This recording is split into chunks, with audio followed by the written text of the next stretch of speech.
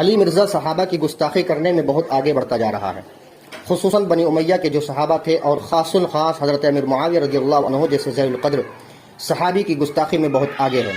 اللہ تبارک و تعالیٰ اسے اور ان جیسے لوگوں کو ہدایت عطا فرمائے، آمین۔ قبل اس کے کہ علی مرزا کی ویڈیو شروع کروں، سامعین کو بتا دوں کہ علی مرزا صحابہ کی گستاخی کے لیے جہاں کہیں بھی اور جو بھی مواد پاتا ہے اسے اپنی دلیل بنا کر پیش کر دیتا ہے، احادیث کو توڑ مروڑ کے بیان کرتا ہے۔ گستاخی کے اقوال اگرچہ شیعہ کے اقوال میں سے ہوں تو اسے بھی لے کر صحابہ پر طنز کرتا ہے، اگرچہ وہ اقوال بدعتی، شیعہ، رافضی، قدریہ، جہمیہ، معتزلہ، اشاعرہ، مشبہہ، معطلہ کسی کے بھی ہوں۔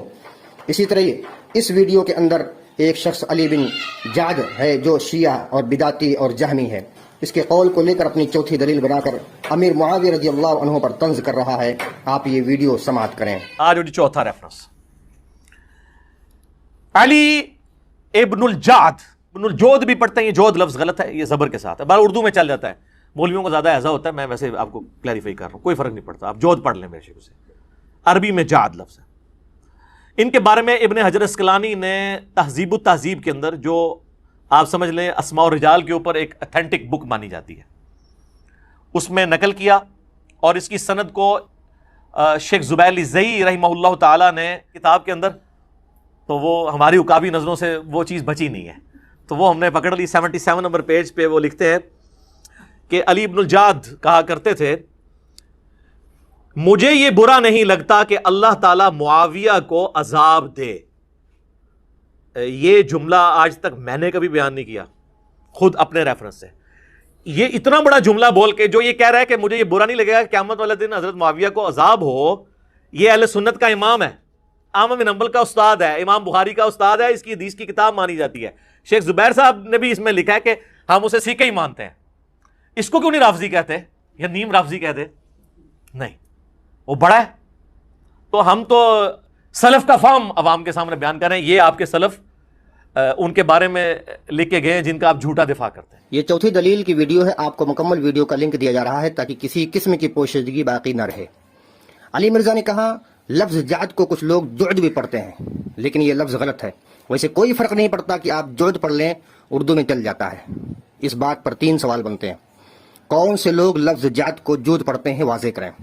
نمبر 2، اگر جعد لفظ جیم پر پیش کے ساتھ غلط ہے تو غلط لفظ کو استعمال کرنے کی چھوٹ کیوں دی جا رہی ہے۔ نمبر 3، یہ بھی کہا کہ اردو میں جعد لفظ چل جاتا ہے۔ سامعین حضرات، آپ اردو فروز اللغات اور عربی المنجد دونوں ڈکشنری دیکھ لیں، یہ لفظ جعد جیم کے پیش کے ساتھ نہ اردو میں چلتا ہے اور نہ عربی میں چلتا ہے۔ علی مرزا ہمیں غلط ڈائریکشن دے رہا ہے۔ ایک بدعتی، جہمی اور شیعہ کے قول کو ذکر کر کے علی مرزا کہہ رہا ہے کہ میں نے کبھی اتنا بڑا جملہ نہیں کہا۔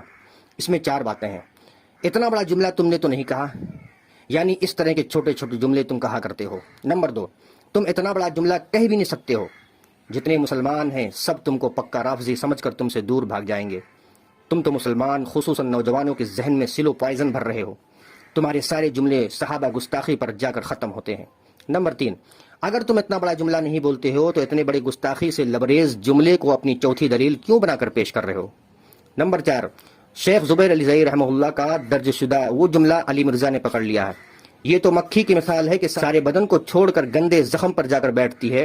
وہ جملہ چونکہ صحابہ کی گستاخی کے لائق تھا، اسی لیے اس جملے کو تم نے پکڑ لیا اور عوام کے سامنے چوتھی دلیل کے طور پر پیش کر دیا۔ استغفر اللہ العظیم۔ علی بن جعد کی بیان کردہ حدیث کیوں مانی جاتی ہے؟ ایک سوال ہے۔ جواب، علی بن جعد روات حدیث میں ثقہ ہے لیکن یہ شیعہ تھے۔ اپنی شیعیت کی وجہ سے ان کے بعض اقوال معاویہ رضی اللہ عنہ کے متعلق موجود ہیں، لیکن یہ اقوال اہل سنت والجماعت کے نزدیک مردود ہیں، بلکہ یہ اقوال ان کے شیعہ ہونے کی دلیل ہے، اور اسی شیعیت کی بنا پر ایسے اقوال ان سے صادر ہو گئے ہیں۔ لیکن حدیث مبارکہ میں وہ محدثین کے اصول کے تحت ثقہ ہیں، اس لیے ان سے بیان شدہ احادیث قابل قبول ہیں، لیکن احادیث کے علاوہ جو ان کی اپنی ذاتی رائے ہے وہ قابل رد ہیں۔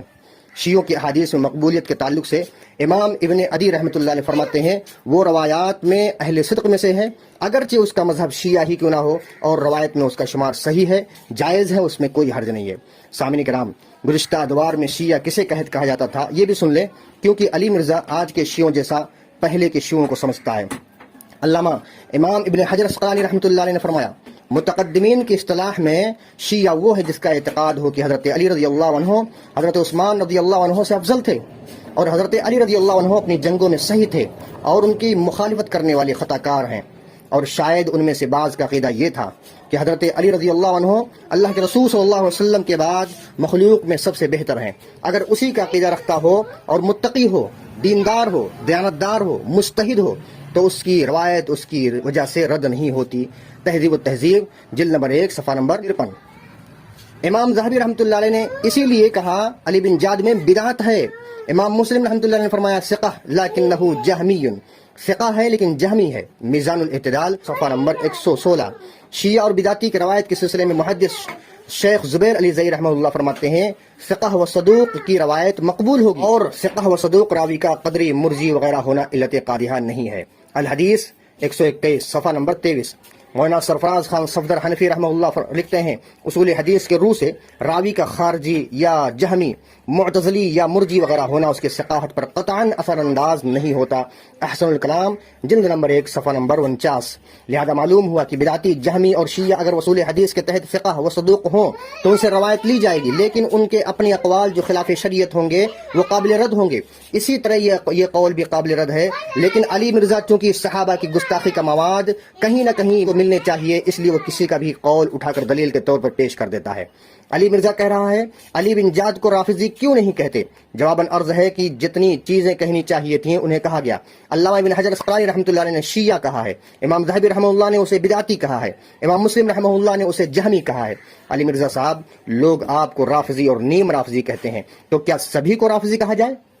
جو جس کا مستحق ہوگا وہ اسے کہا جاتا ہے۔ علی بن جعد جس کے مستحق تھے، محدثین نے انہیں بھی نہیں چھوڑا، اور نہ ہی آپ کو چھوڑا جائے گا انشاءاللہ۔ آخر میں علی مرزا نے کہا یہ آپ کے سلف ہیں، ان کے بارے میں لکھ گئے ہیں جن کا آپ جھوٹا دفاع کرتے ہیں۔ استغفر اللہ العظیم۔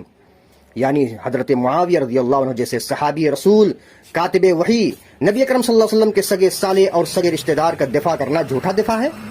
یاد رہے ہم مسلمان ہیں، صحابہ ہماری شان ہے، صحابہ امت کی آن ہے، صحابہ اقوال رسول اللہ کی جان ہے، صحابہ پر اللہ مہربان ہے، صحابہ جنت میں ضیف الرحمان ہے، اور ہمارا گستاخ صحابہ میں اعلان ہے کہ ہم جب تک زندہ رہیں گے انشاءاللہ ثم انشاءاللہ صحابہ کی عزتوں کا دفاع کرتے رہیں گے انشاءاللہ۔ السلام علیکم۔